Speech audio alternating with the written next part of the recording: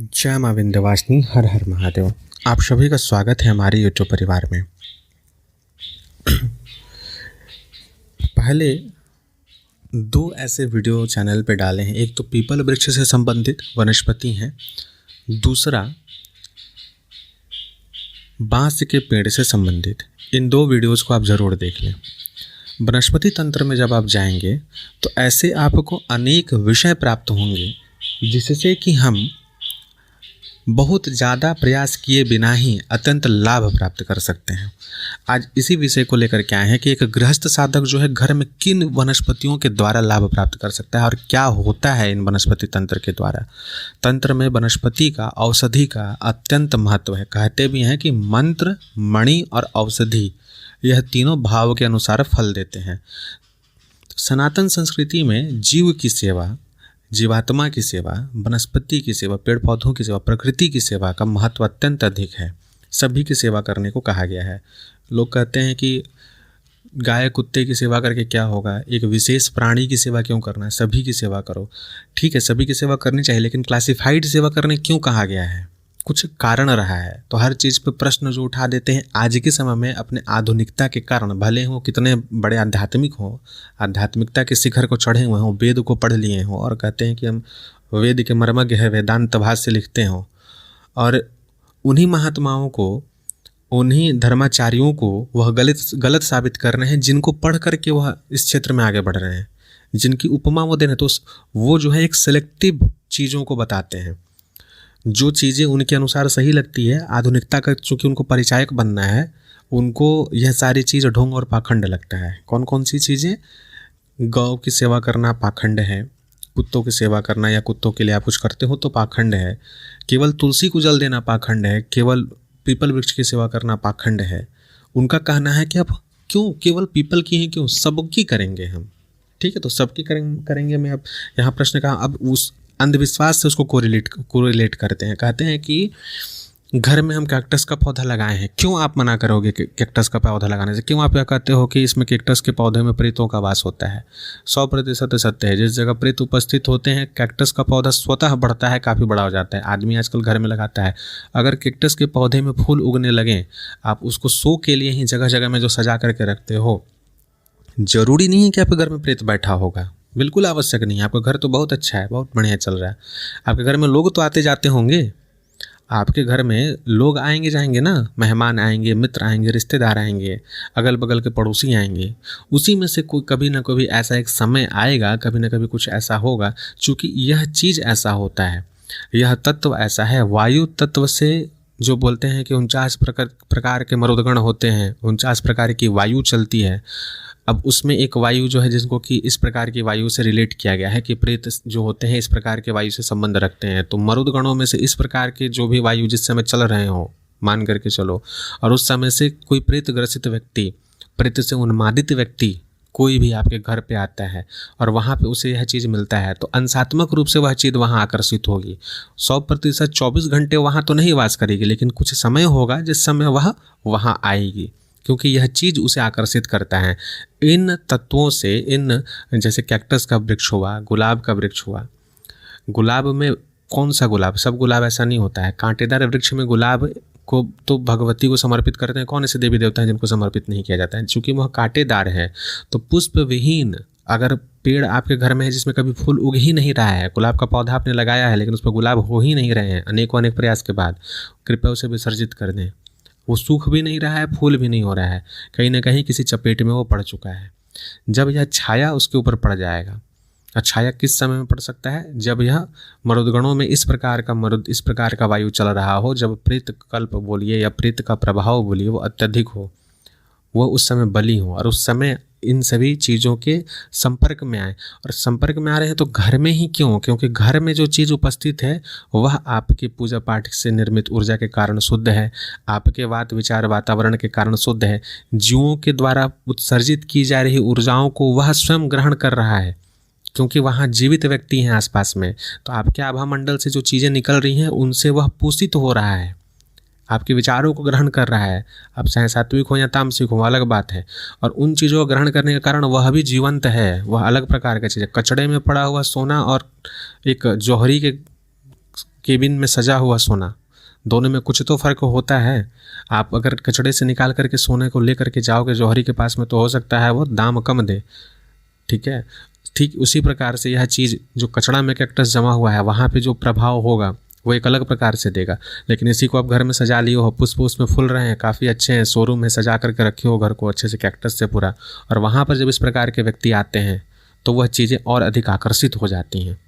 दोनों एक दूसरे को आकर्षण करेंगे और वहाँ पे उनका वास निश्चित हो जाएगा और आपके घर में वहाँ प्रभाव पड़ना शुरू हो जाएगा। यह अनजाने में की गई एक आकर्षण की क्रिया मान करके चलो। और घर में फिर और क्या होगा, इस प्रकार के जितने भी कांटेदार वृक्ष होते हैं इस प्रकार की चीज़ों को कहीं ना कहीं आकर्षित करते हैं। तो पुष्प विहीन चीज़ों को, जिसमें कि अब गुलाब का है तो गुलाब नहीं हो रहा है तो हटा दीजिए। बेल के वृक्ष में भी तो कांटे होते हैं, तो क्या बेल के वृक्ष में प्रेतों का वास होता है? जो बेल का वृक्ष को तो साक्षात श्री का वृक्ष कहा गया है, नारायण का साक्षात स्वरूप है, नारायण का हृदय माना गया है, तो क्या उस पर प्रेतों का वास कभी हो सकता है? जिसके पुष्प को, जिसके फल को, जिसके पत्तों को हमेशा सदाशिव को चढ़ाया जाता है, भगवती को चढ़ाया जाता है, क्या उस पर प्रेतों का वास हो सकता है? उसमें भी तो कांटे हैं। वह वृक्ष है तो क्या हुआ, उसमें भी तो कांटे हैं, तो क्या उस पर होता है? तो आप जानिए इस चीज़ को कि नहीं, जिस वृक्ष में फल लग रहा है उस वृक्ष में तो नहीं हो सकता है। लेकिन जो वृक्ष जब सूख जाता है, बेल का वृक्ष जब सूखने लगता है, सूखने के पश्चात अगर उसे नहीं हटाया जाता है और कांटे उसमें आ रहे हैं, तब उन्हीं जगहों पे आप देखिए, इन सभी चीज़ों को लोग खुल के नहीं बोलते। बांस वाला भी जो हम बताए तो उसमें बहुत सारी चीज़ों को बोले तो लोगों ने अनेक प्रकार की बातें कहीं, खुल करके नहीं बताएंगे। तो यह जो चीज़ है, जो बीच का अवस्था होता है, ना पूरा सूखा रहता है ना अभी वह जीवित है, झड़ रहा है, तो इस अवस्था में आकर्षण और वशीकरण से संबंधित जितने भी प्रीत युक्त कर्म होते हैं, तामसिकता से भरे हुए जितने भी कर्म होते हैं, ऐसे वृक्ष को खोज किया जाता है। तो उसमें रहता तो नहीं है, उसमें आकर्षण तो नहीं होता है, स्वयं से नहीं आ सकता है, लेकिन लोगों के द्वारा वहाँ पर बैठाया जाता है। उनको पता होता है कि इस प्रकार की तामसिक क्रियाएं जो है इस वृक्ष पे सफलतम रूप से होगी। क्यों? क्योंकि उसमें देवतुल्य शक्ति तो है, लेकिन वह शक्ति अब कैसी हो चुकी है, वो देवता किसी को हटाएंगे, भगाएंगे क्या? जो भी उनकी शरणागति को आएगा उसको तो रखेंगे। तो इसलिए वहाँ पे सुरक्षात्मक दृष्टि से तांत्रिक लोग जिस प्रकार के प्रयोगों को कर देते हैं। अब देखना ऐसे जगह, ऐसे जो वृक्ष होते हैं आप ध्यान दोगे तो उसमें बांध बांध के लटकाए रहते हैं।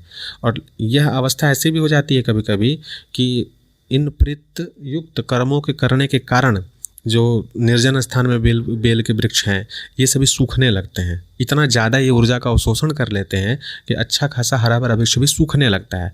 तो यह सामान्य लोग और अत्याधुनिक लोग, बहुत पढ़े लिखे लोग इन सभी चीज़ों को सुन करके नहीं बेच, उनको लगेगा कि बस वो तो ऐसे ही है, लेकिन इसमें ऊर्जाएं काम करती हैं। तो वनस्पति तंत्र जब घर में आप कर रहे हैं तो कौन कौन सी वनस्पति आपके लिए उपयुक्त होंगी और इस प्रकार की चीज़ें कैसे कार्य करेंगे, इन विषयों को समझिए। कांटेदार वृक्ष जो होते हैं उनमें से एक गुलाब हुआ, बेल का वृक्ष हुआ, इनको आप रखिए घर में, बिल्कुल पूज्यमान है, योग्य हैं। लेकिन कब तक? जब तक वो सही से पल्लवित हो रहे हैं, जिनमें फूल और फल दोनों आ रहा है। जब यह सूखने लगे, हटने लगे तो इसे नहीं रखना चाहिए, हटा देना चाहिए। कैक्टस के वृक्ष कहीं भी पूजने के लिए नहीं है, प्रेतों को चढ़ता है। प्रेतयुक्त कर्म जो होता है, जिसमें किसी ने प्रेत सिद्ध किया, तो निर्जन क्षेत्र में पीपल वृक्ष के नीचे हर अमावस्या के दिन जो है जाकर के दाल भात और इसी प्रकार के पदार्थों को रखना पड़ता है, या मंदिरा इत्यादि भी देनी होती है, प्रेत कर्म में होता है। तो उस समय जो वह सब चीज़ जाता है उसमें कैक्टस के ऊपर जो फूल उगते हैं उनको ही रखा जाता है। तो वो उनके लिए आकर्षण का केंद्र है एक तरीके से, तो इसलिए इसे नहीं लगाना चाहिए। इसके सिवाय घर के रक्षण हेतु हम लोग जानते हैं कि घर में मदार का वृक्ष, आँक अकवन जिसको कहते हैं, श्वेतार्क का पौधा घर के पास लगाना चाहिए। श्वेतार्क हर जगह उपलब्ध नहीं होता है, तो क्या करें, सामान्य आँक लगा सकते हैं कि नहीं। फिर यह भी कहा जाता है कि दूध युक्त पौधे जो हैं उनमें भी दोनों प्रकार की चीज़ें होती हैं। तो यह ध्यान रखना है आपको कि श्वेतार्क का पौधा जब आप ला रहे हैं तो किस जगह से ला रहे हैं, ठीक है। मैं पुनः पुनः बोलता हूँ कि बांस का वृक्ष हो, पीपल का वृक्ष हो, बरगद का वृक्ष हो, या आप आक अकवन का लाने, सभी तो पवित्र वृक्ष हैं। नवग्रहों का वृक्ष भी पवित्र है, लेकिन आप किस जगह से ला रहे हैं, किस नक्षत्र में ला रहे हैं और कहाँ आप उसे लगाएंगे, आपके घर की स्थिति क्या है, इन सभी के ऊपर निर्भर करता है कि वो आपको क्या फल देगा। अगर आप किसी ऐसी जगह से लेकर के अकवन का वृक्ष आ गए, आग का वृक्ष ऐसी जगह से लेके आ गए जिस जगह में पहले से ही किसी प्रकार का उतारा, किसी प्रकार का प्रतिक्रिया इत्यादि किया गया है, तो उसके साथ तो वो भी आ जाएगा ना, आपको जानकारी नहीं है। इसीलिए पहले जो है किसी भी जगह से पौधे को ला के लगाने, खास करके तंत्रोक्त पौधे जो होते हैं, तंत्र वनस्पति के अनुसार जो पौधे लाते हैं, तो उनको लाने से पहले की प्रक्रिया होती है कि जिस जगह से आप लेके आ रहे हैं उस भूमि का शोधन करेंगे।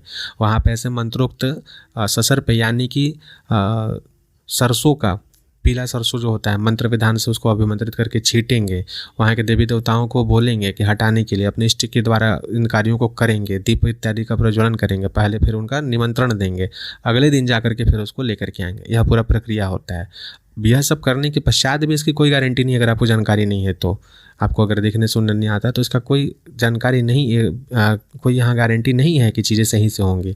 इसलिए किसी ऐसे जगह से लेकर के आना चाहिए जो जगह सही हो, और नक्षत्र सही होना चाहिए। किस नक्षत्र में, आप देव नक्षत्र में लेकर के आइए। पुष्य नक्षत्र में बार बार कहा जाता है, तो पुष्य नक्षत्र में, चाहे वो रवि पुष्य हो, गुरु पुष्य हो, इस नक्षत्र में लेके आइए, तो यह सब चीज़ें सही तरीके से होंगे। तो इस प्रकार से वनस्पति तंत्र का प्रयोग करना चाहिए। अपराजिता का पौधा, सम्मी जी का पौधा, इन सभी को घर में जरूर लगाना चाहिए। सेवा भी उसी प्रकार से करना है, चाहे नील अपराजिता हो, चाहे श्वेत अपराजिता हो, चाहे कृष्ण वर्ण की अपराजिता हो, कोई भी अपराजिता का पौधा लगाएं। अगर अपराजिता का पुष्प आने लगे तो यह बात आप मान करके चलिए कि घर में शुभ शक्तियों का उद्भव हो चुका है। भगवती की शक्तियाँ, योगिनियाँ, उनके अंग शक्तियों का आना जाना नित्य है, तभी यह पल्लवित तो हो रहा है सही तरीके से। प्रभाव क्या दे रहा है वो आपकी, आप समझिए, आपके क्या कर्म है, उसके कारण क्या आपके साथ कांड हो रहा है वो आपकी, लेकिन जो शक्तियों का आवागमन है वो है, यह चीज़ होता है। क्योंकि वातावरण में वो सकारात्मकता रहेगी तो ही इन चीज़ों में पुष्प जो है सही तरीके से आना शुरू होता है। क्योंकि ये बहुत बड़ा विषय है, चाहे तुलसी का वृक्ष हो, तुलसी का पौधा हो, आक कवन हो, अपराजिता हो, या सम्मी जी का पौधा हो, ये सब ऐसे पौधे होते हैं जिनका जो स्वयं का आभा मंडल बोलिए, या उनकी जो ऊर्जा का उत्सर्जन करने की जो विधि होती है या जो प्रक्रिया होती है, ऐसी होती है कि बहुत सेंसिटिव होते हैं। जहाँ तंत्र का प्रयोग रहेगा, जगह सही नहीं रहेगा, यह तुरंत जो है सूखने लगते हैं। अनार का वृक्ष, जिसको साक्षात भगवती का स्वरूप बोला गया है, जिस भूमि में प्रेत दोष इत्यादि हो, कुछ वैसा तंत्र विचारिक दोष हो, तो वहाँ पर घर बनाने से पहले इसी अनार के वृक्ष का रोपण किया जाता है।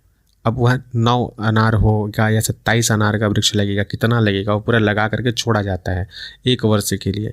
एक बार वह पूरा लग जाना चाहिए, उसमें पूरे के पूरे फल आ जाने चाहिए। उसके पश्चात पुनः उसे उखाड़ करके किसी अन्य जगह लगा दिया जाता है, और तत्पश्चात जो है वहाँ पर भूमि शोधन इत्यादि की क्रिया कर करके तब जा करके, और सबका सब नहीं हटाया जाता, 27 में से 9 रह जाएंगे, बाकी 18 हटेंगे।